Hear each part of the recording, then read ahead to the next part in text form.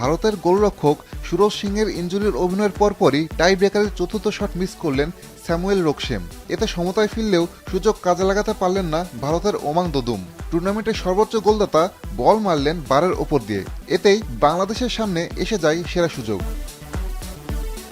গোল করলেই শিরোপা জয়, এমন সমীকরণকে সামনে রেখে টাই ব্রেকারের পঞ্চম শট নিতে এলেন আমেরিকায় বড় হওয়া এক যুবক। এরপর সেই রোনান সুলিভান ঠান্ডা মাথায় যা করলেন তাকে দুঃসাহস বললেও বোধহয় কমই হবে।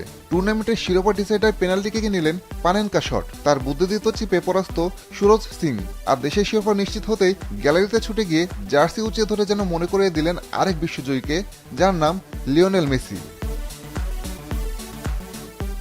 এদিকে দ্বিতীয়বারের মতো সাফ অনূর্ধ্ব-20 টুর্নামেন্টের চ্যাম্পিয়ন হতেই আনন্দের আতিশয্যে বাংলাদেশের এক একজন ফুটবলার ছুটছিলেন এক এক দিকে।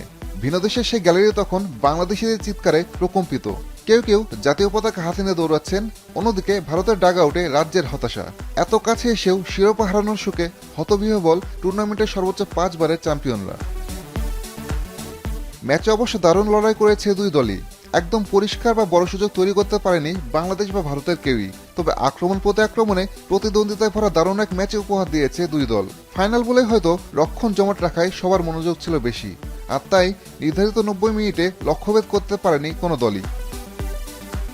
নিয়ম অনুযায়ী ম্যাচ চলে যায় সরাসরি টাই ব্রেকারে। সেখানে ভারতের প্রথম শটেই মিস করেন ঋষি। এরপর মোহাম্মদ আরবাজ, স্যামসন ও বিশাল ইয়াদব বল জালে জড়ালেও শেষ শট মিস করেন দদুম। আর টাইব্রেকারে বাংলাদেশের হয়ে রোনানের আগে সফল শট নিয়েছেন মোর্শেদ, চন্দন রয় ও আব্দুল ফাহিম। দারুণ এ জয়ে অনূর্ধ্ব-20 সাফের শিরোপা নিজেদের কাছে রাখল বাংলাদেশ। আসাদুজ্জামান লিটন, এখন।